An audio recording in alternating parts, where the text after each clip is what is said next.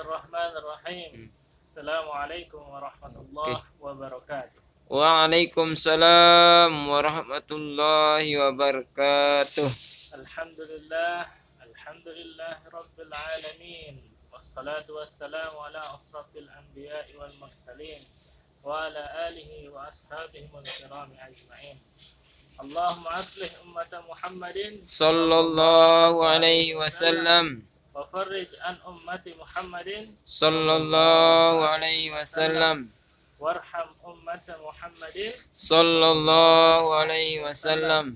wanshur wahfad wa ayyid nahdatul watani fil alamin bihaqqi Muhammadin Sallallahu alaihi wasallam. Hadirin tuan-tuan yang dirahmati Allah Subhanahu wa taala. Pada malam yang mulia ini kita ingin melanjutkan kembali daripada taklim kita, yakni mengenai kitab Fadilatul A'mal. Sebelum kita lanjut daripada taklim kita akan membacakan kembali atau mengingatkan kembali bagaimana adab-adab daripada taklim wa ta'allum yang seharusnya kita ketahui. Karena dengan adab kita akan menjadi orang yang beradab. Tanpa kita melakukan sesuatu ibadah itu tanpa adab, kurang berkesan, ya, kurang etis nantinya. Makanya setiap amal perbuatan umat Islam ini sebenarnya sudah diajarkan cara-caranya. Ada cara adab makan, adab ke hammam, adab tidur, saat semua itu ada adab-adabnya. Makanya kita perlu mengetahui kembali. Mungkin ada yang lupa, kita ingatkan. Yang ingat biar tambah kuat untuk mengamalkan. Itu tujuan daripada saling mengingatkan. Jadi taklim wa ta'allum adalah amalan yang sangat penting untuk dihidupkan, baik di masjid bersama jamaah maupun di rumah bersama anggota keluarga. Hal ini disebabkan karena taklim wa ta'allum adalah salah satu amalan yang hidup di Masjid Nabawi. Maksud daripada taklim wa ta'allum adalah untuk meningkatkan semangat atau jazbah beramal, karena dibacakan firman-firman Allah Subhanahu wa taala dan sabda-sabda Rasulullah Sallallahu alaihi wasallam yang membicarakan tentang keutamaan mengerjakan suatu amalan dan ancaman jika meninggalkannya. Fadilah daripada ta'lim wa ta'allum adalah yang pertama, mendapatkan sakinah atau ketenangan jiwa. Yang kedua, dicucuri rahmat oleh Allah Subhanahu wa taala. Dan yang ketiga, dikerumuni oleh para malaikat. Dan yang keempat, dibangga-banggakan oleh Allah Subhanahu wa taala di hadapan majelis para malaikat. Dalam sebuah hadis disebutkan, An Abi Hurairah radhiyallahu anhu anna Rasulullah Sallallahu alaihi wasallam qala majtama'a qaumun fi baitin min buyutillahi ta'ala yatluna kitaballahi wa yatadarasuna bainahum illa nazalat alaihimus sakinah wa ghashiyatuhumur rahmah wa haffathumul malaikah wa zakarahumullahu fi man indah. Dari Abu Hurairah radhiyallahu anhu bahwa Rasulullah sallallahu alaihi wasallam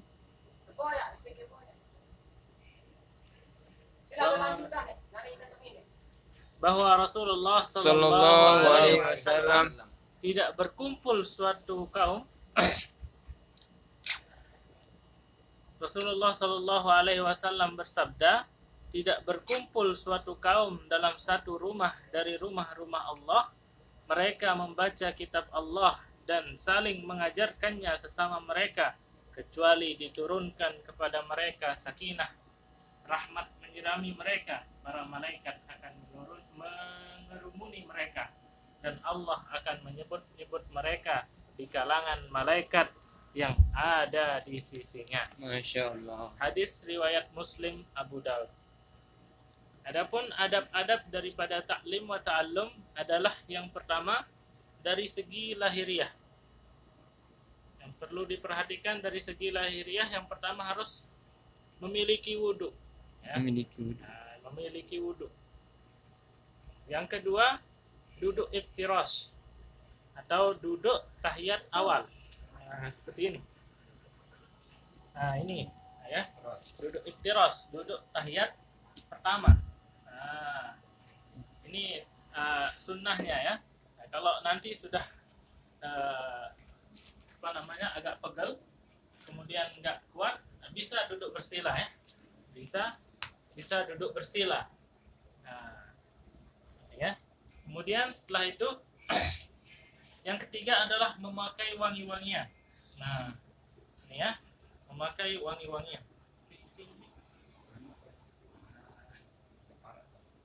Memakai wangi-wangian.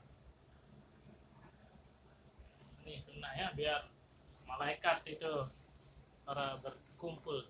Masya Allah. Datangan. Harum.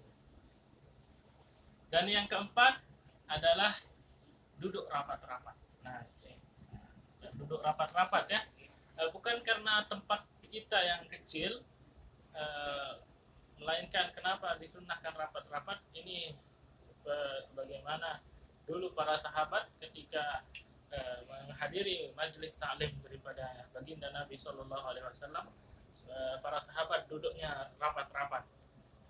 Kalau diibaratkan itu, kalau ada daun yang jatuh di tempat majelis itu, daun itu tidak langsung jatuh ke lantai atau ke tanah, melainkan ke paha-paha daripada atau pundak-pundak daripada sahabat yang rapatnya. Bukan karena tidak ada tempat ya, tapi itu anjuran. Yang kedua yakni dari segi batiniah. Pertama yakni ta'zim wal ihtiram, ya. Mengagungkan dan memuliakan apa yang kita dengarkan. Kita agungkan, kita muliakan. Yang kedua adalah tasdik wal yakin, membenarkan dan meyakini apa yang didengarkan. Yang ketiga adalah taksur fil qalbi, mengesankan di dalam hati apa yang dibacakan atau dibicarakan. Kemudian yang keempat adalah niatul amal wa tabligh. Kita berniat untuk mengamalkan dan menyampaikannya kepada saudara, keluarga, dan teman-teman kita. Adab lainnya yaitu hati tawajuh dan tawaduk kepada Allah Subhanahu wa taala. Jika kita mendengar firman Allah Subhanahu wa taala dan hadis Rasulullah sallallahu alaihi wasallam, seakan-akan Allah Subhanahu wa taala sendiri atau Rasulullah sendiri yang sedang berbicara kepada kita. Apabila nama Allah disebut, maka kita ucapkan subhanahu wa ta'ala atau azza wa jalla. Apabila nama Rasulullah disebut, maka kita ucapkan Sallallahu alaihi wasallam. Dan bila nama sahabat disebut, kita ucapkan Radhiyallahu anhu untuk laki-laki dan radhiyallahu anha untuk wanita. Jika nama nabi atau malaikat disebut, maka kita ucapkan alaihissalam. Ucapan-ucapan tersebut diucapkan secara sirri. Pada akhir taklim, para mustami' diajak untuk mengamalkan dan menyampaikan apa yang telah didengarkan kepada orang lain. Selanjutnya majelis ditutup dengan doa kifaratul majelis.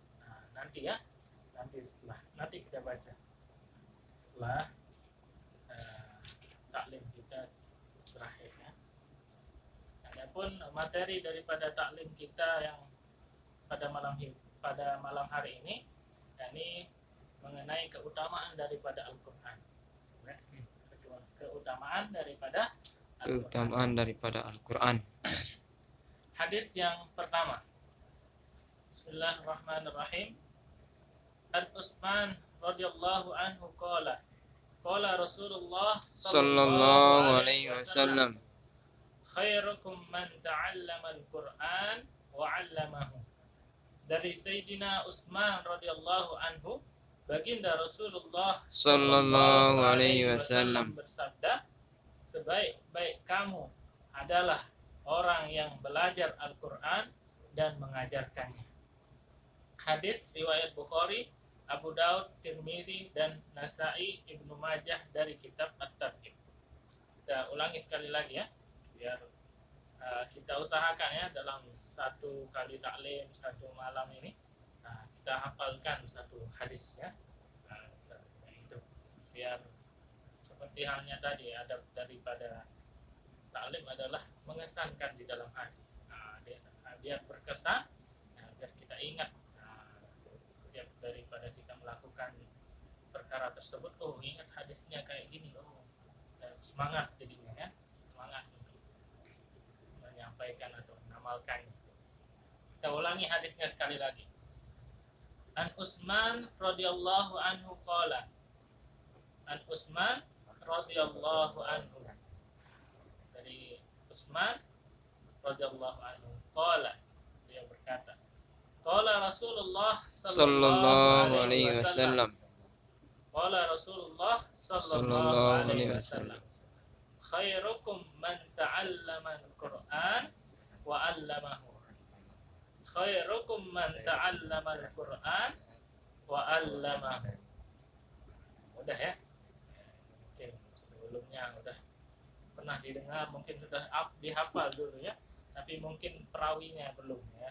Nah, karena tadi kan saya ada dapat Utsman ini ya. Sayyidina Utsman ya. Utsman radhiyallahu anhu, kemudian qala Rasulullah sallallahu alaihi wasallam, kemudian isinya matan daripada hadis ini adalah khairukum man ta'allama al-Qur'an wa 'allamahu. Sebaik-baik kamu adalah orang yang belajar Al-Qur'an dan mengajarkannya. Adapun faedah daripada hadis ini, dalam sebagian besar kitab, hadis ini diriwayatkan dengan menggunakan huruf waw. Waw artinya dan.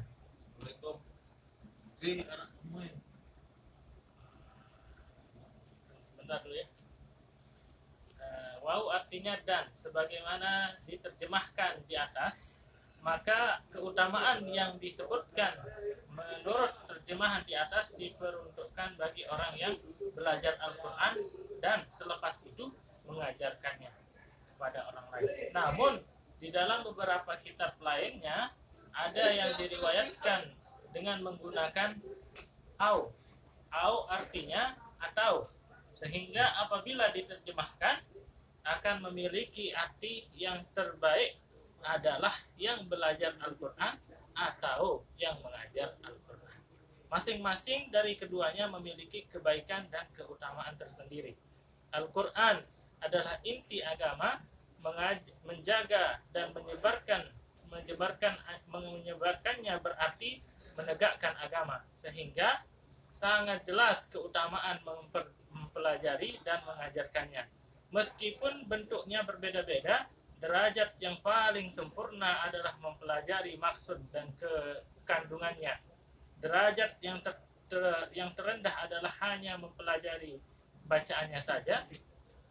Hadis di atas dikuatkan dengan hadis mursal yang diriwayatkan oleh Sayyidina Sa'id bin Sulaiman rahmatullah alaih, yaitu baginda Rasulullah sallallahu alaihi wasallam bersabda, barang siapa yang telah mempelajari Al-Quran tetapi ia menganggap bahwa orang lain yang diberikan kelebihan lain, yakni kelebihan kenikmatan dunia, lebih utama darinya, berarti ia telah meremehkan nikmat Allah Subhanahu wa taala yang dikaruniakan kepadanya. Kita ulangi sekali lagi. Diriwayatkan oleh Sayyidina Sa'id bin Sulaiman rahmatullah alaih, yaitu baginda Rasulullah sallallahu alaihi wasallam, bersabda, barang siapa yang telah mempelajari Al-Quran tetapi ia menganggap bahwa orang lain yang diberikan kelebihan lain, yakni nikmat dunia, lebih utama daripadanya, berarti ia telah meremehkan nikmat Allah Subhanahu wa taala yang dikaruniakan kepadanya. Sebagaimana akan diterangkan dalam hadis-hadis selanjutnya, Al-Quran itu lebih tinggi daripada kalam lainnya. Tentu membaca dan mengajarkannya itu lebih utama daripada segalanya.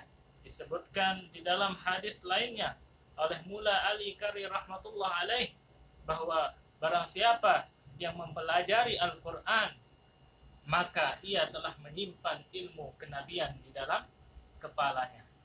Ulangi sekali lagi.